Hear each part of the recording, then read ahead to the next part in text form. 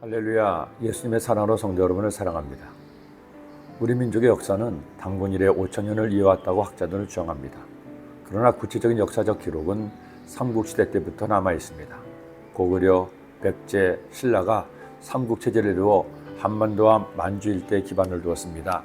그리고 660년 백제의 멸망, 668년 고구려 멸망으로 신라가 삼국 통일의 대업을 이루었습니다.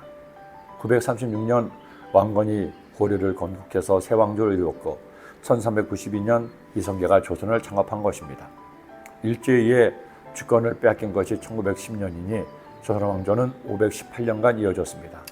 그 518년 동안 27명의 왕이 있었습니다. 여러분, 이 27명의 왕들의 이름이 기억나시나요? 제가 학교 다니는 시절 이렇게 외웠습니다. 태정태세 문단세, 예성연중 임명선, 광인효연 숙경영, 정순 헌철 고순. 당시 이렇게 왕들의 이름을 외우면서 왕조가 끊어지지 않고 500년 넘게 이어왔다는 것에 감탄하기도 했습니다. 그렇게 되기까지 온갖 우여곡절이 조선 왕조에 있었죠. 반역도 있었고 혁명도 있었습니다. 전쟁도 있었고 내전도 있었습니다. 권력을 차지하기 위한 온갖 암투는 예나 지금이나 다르지 않았습니다. 더구나 민족의 명운을 가를 만한 전쟁 또한 계속 이어지기도 했죠. 중국에서 새로운 왕조가 일어날 때마다 우리나라 역시 전쟁의 파고를 넘어야 했습니다. 북에서는 중국이, 남에서는 일본이. 그럼에도 역사는 이어져왔고 오늘날 대한민국 시대가 된 것입니다. 며칠 전 새벽에 교회에 오는데 새벽 5시가 되자 어김없이 라디오에서 애국가가 흘러나왔습니다. 다른 때 같으면 다른 채널로 돌릴 텐데 그날따라 애국가를 따라 부르고 싶어 저도 함께 불렀습니다. 그것도 4절까지. 여러분 4절의 가사가 생각나시나요? 이 기상과 이 마음으로 충성을 다하여 괴로우나 즐거우나 나라 사랑하세.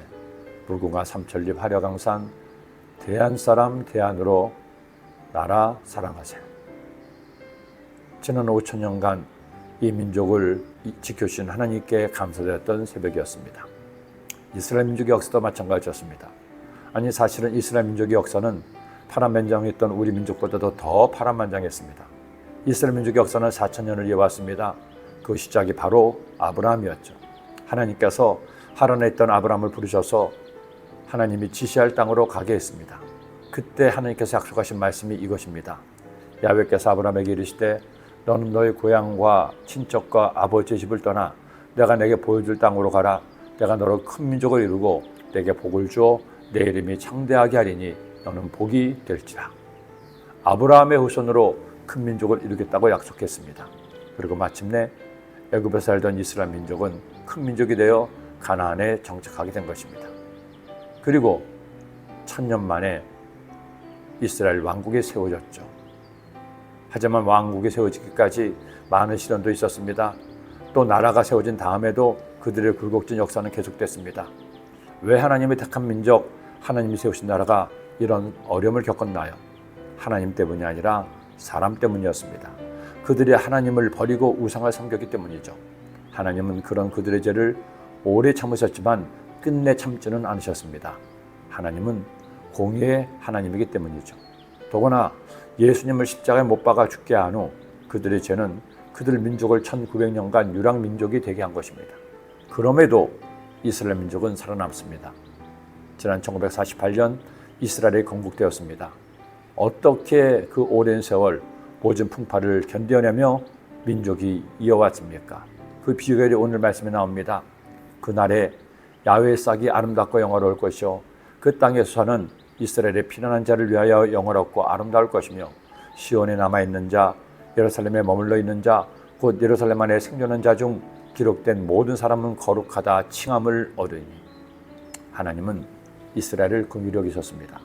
그들의 죄로 인해 멸망당에 마땅했지만 하나님은 언제나 이스라엘 민족을 위하여 남은 자를 준비하셨습니다. 그 남은 자들로 이스라엘을 이어가게 하신 것이죠. 우리는 앞으로 예언서를 통해 남은 자들을 계속 보게 될 것입니다. 하나님의 공의는 그들을 심판하지만 하나님의 사랑은 심판 중에도 남은 자 렘넌트를 허락하시는 겁니다. 여러분은 약하고 험한 세상에서 택함받은 남은 자들입니다. 그러니 감사합시다. 또 더 많이 하나님 택하신 남은 자가 있도록 복음을 전합시다. 그것이 남은 자 우리가 할 일입니다. 기도드립니다. 사랑의 주님, 많고 많은 사람 가운데 나를 택하여 남은 자가 되게 하시고 주님의 나라를 이어가게 하시니 감사합니다. 저희들 주님의 은혜를 받은 자답게 은혜를 나누며 살게 하시고 복음을 전하며 살게 하여 주옵소서. 예수님의 이름으로 기도드립니다.